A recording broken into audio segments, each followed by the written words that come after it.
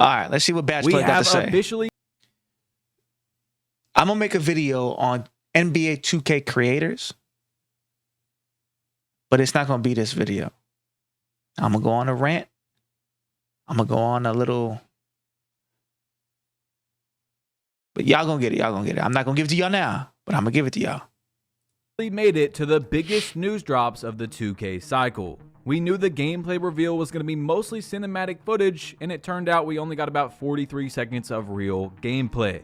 But as you all see, tomorrow, August 7th at 10:30 a.m. Eastern, we are getting the My Player reveal. Going to be streamed on all of 2K's platforms. In the last big news drop, the gameplay reveal, I told you guys 5,000 likes and I will live stream reacting to it. We fell short of that. I think it was because there were some people that thought I was going to stream anyway, because I've seen a lot of comments about that. But then like a video or two later, we got 6,000 likes. So I know you guys can do it. Okay, so that's one of my issues. If you follow a creator and they want you to watch the, what do you call it? The gameplay reveal, the My Career gameplay reveal on their channel, they don't love you. They don't mess with you. They don't deal with you. Be careful of that. Because, where we at? 42 seconds. You get Twitch drops. Watch on Twitch. Link your account so you can get rewards. There's rewards for watching 2 hours. The streams are not 2 hours, so you have to watch multiple streams up till the reveal, till the release date, to be eligible for these rewards. So don't let these other streamers pull you away from that so they can make some money. Get your rewards, man. Start the stream tomorrow, 5,000 likes. I'm even going to upload this video a little bit early for you guys, and we will live react to it. Because as you all know, I'm going to be quote-unquote late to posting the news anyway, because I don't have it early. We don't have to talk about that for a long time. But anyway, I went back to my stream last year on August 8th, and yes, we did see the builder, we've seen the badges, so that is everything I'm expecting to get tomorrow, as well as some information from developers and stuff like that. Now, today's video is not going to be super long because we don't have a large amount of news, but we do have new and I believe very important news from Mike Wang. This one is huge. We know that the gameplay in 2K26 is going to be faster. 100% already been confirmed. Okay. But how much faster? So Mike Wang said 10% faster, which is enough, I think. I think it's enough because the speed of this game is a little slow. I'm not going to lie. I like 2K25, but the speed of the game is a little slow. But Mike Wang did say he's going to bump it up 10%. 1%? 2? I mean, we don't actually have a number. Well, we didn't, and now we do. So someone asked Mike, and he said 10% faster. Let me know if you guys think 10% faster will be good for 2K26 in the comments, okay? So if you want to really figure it out, how is it going to feel? Kinda. Just go into 2K and change the game speed sliders, move them up 10 points. You'll probably figure out how it's going to feel for the most part. Now look, this one's crazy because Mike Wang replied to me on Twitter yesterday, but even weirder was I've been asking him a bunch of questions about the game, of course. I want to get some answers, you know, I'm interested, I'm curious. He's not answered any of those, except just yesterday, as you guys see, he answers a tweet that I made on March 29th and said this has been addressed. I said, I don't know how this made it into 2K25, but it can't make it into 2K26.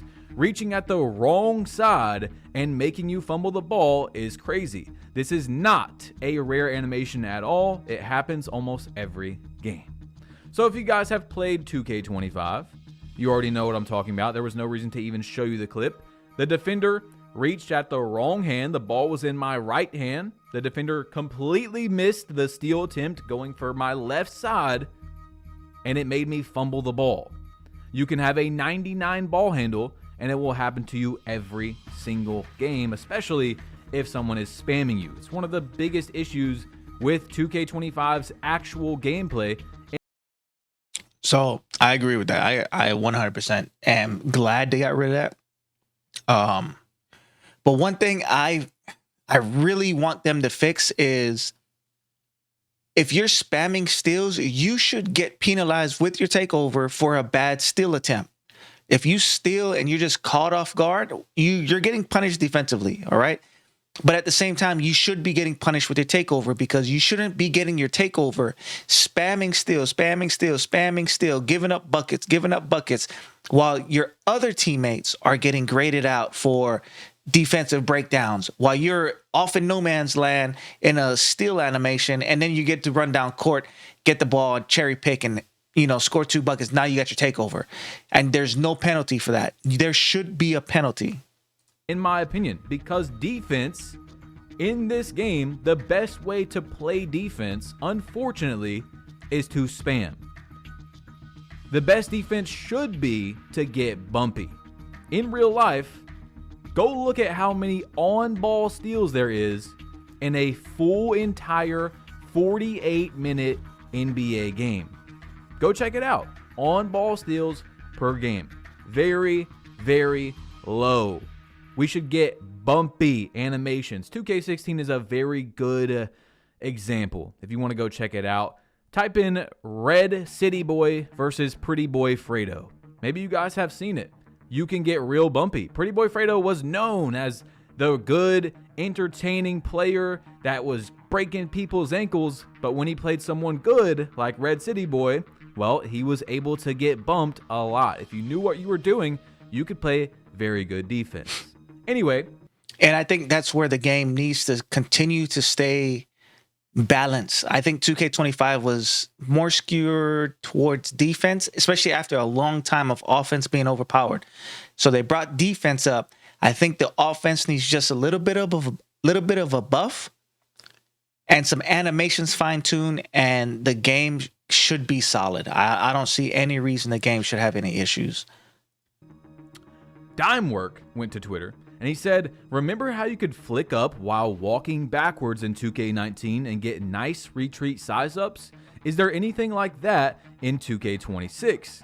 Mike said, I can revive these. They'll be on flick up while walking backwards like 2K19. So that's actually pretty cool. Again, in my opinion, let's not get too excited because this is just adding things back from other games. And Mike Wang is out here acting like Omega Shenron, like he's just granting wishes like a genie. Bro said, I can revive them. But yeah, I do like that. Dribbling is sounding a lot better in 2K26 than 2K25. But please, if you guys seen the clip, just remember that Mike said 2K25's dribbling has made like the biggest change in the last 15 years. And then I personally do not think that it has done that. Okay, that was crazy. Like I don't know if y'all watching the gameplay, but that was crazy. 25, they like it a lot.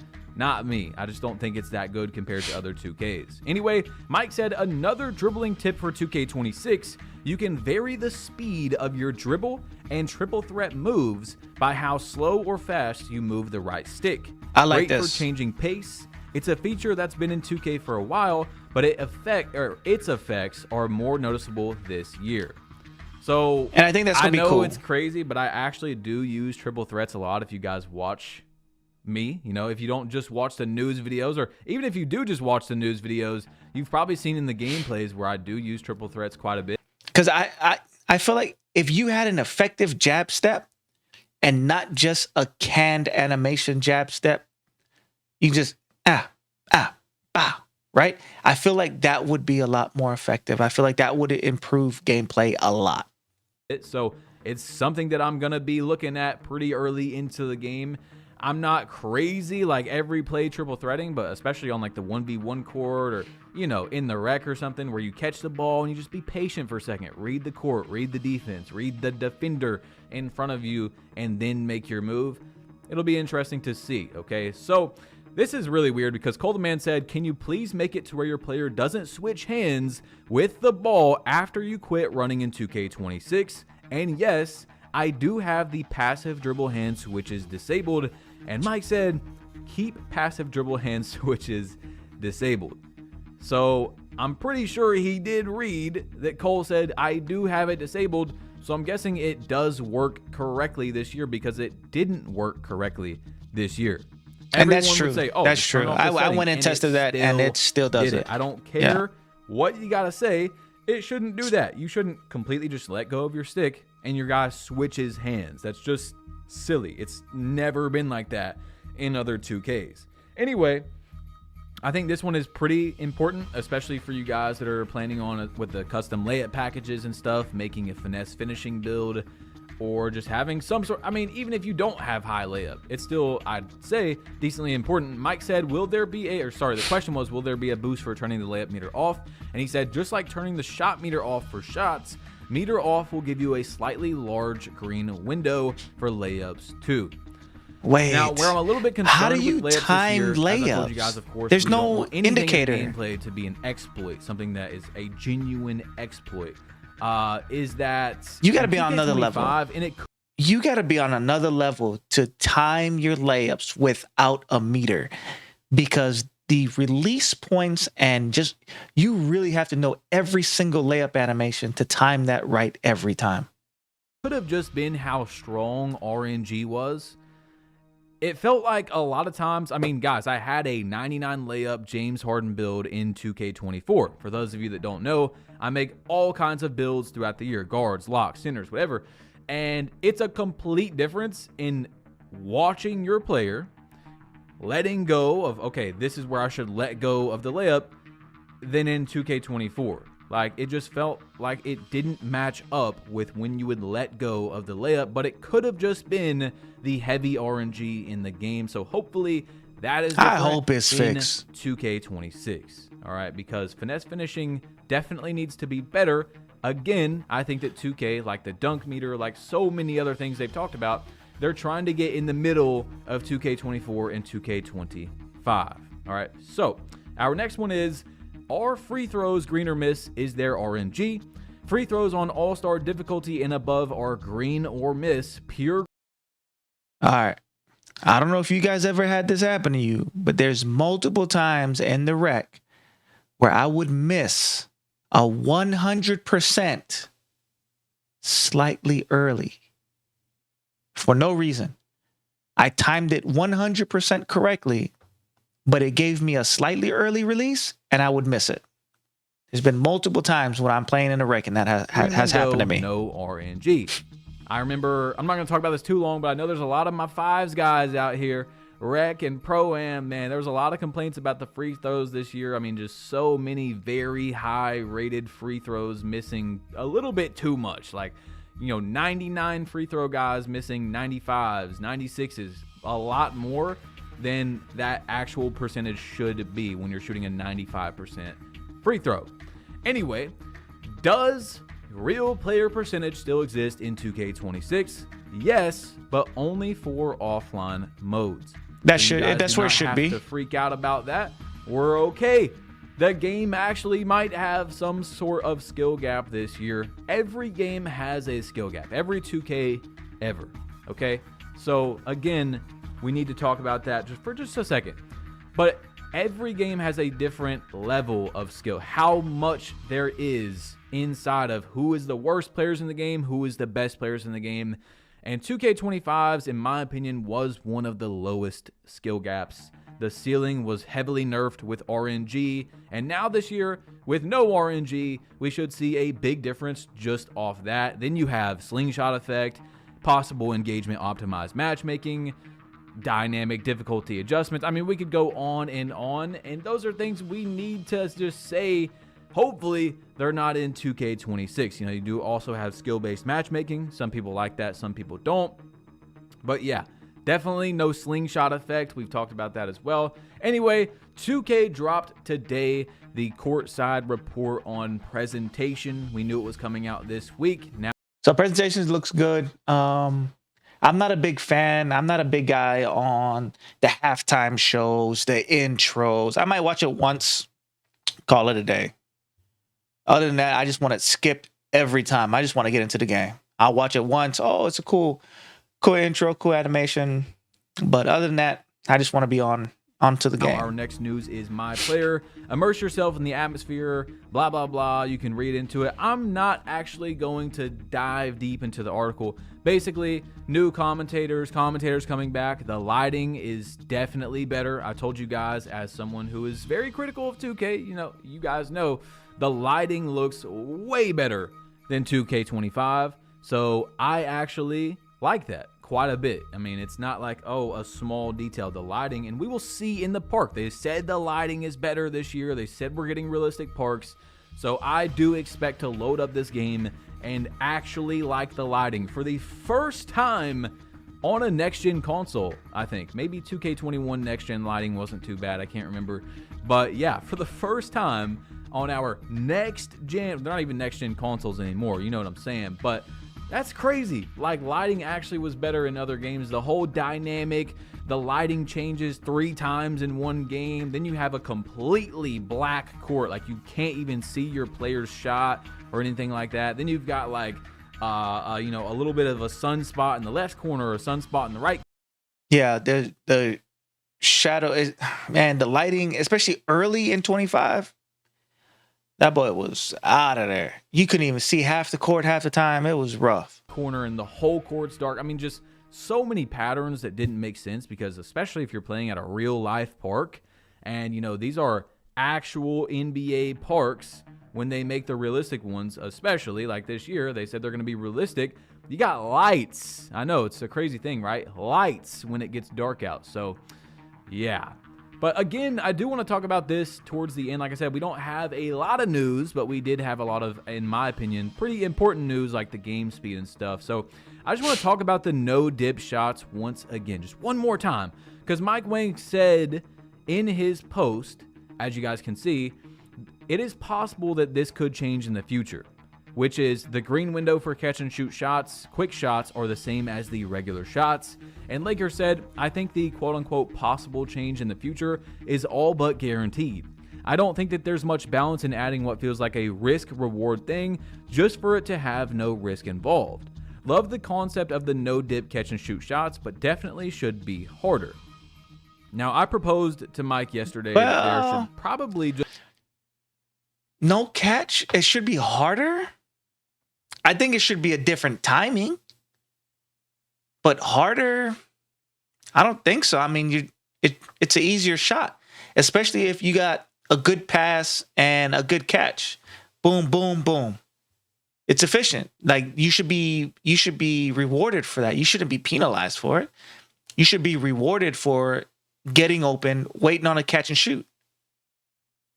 Like, if you're waiting for a catch and shoot and you got a defender like right up on you, like, you better not shoot that. And if you do, it's probably going to get blocked. It's going to be a contest. Like, that's just the way it is. I mean, to catch and shoot and pull up in people's faces, that's different. But to manage to get open, catch, shoot, you should be rewarded for that. Just be a nerf to lower rated players.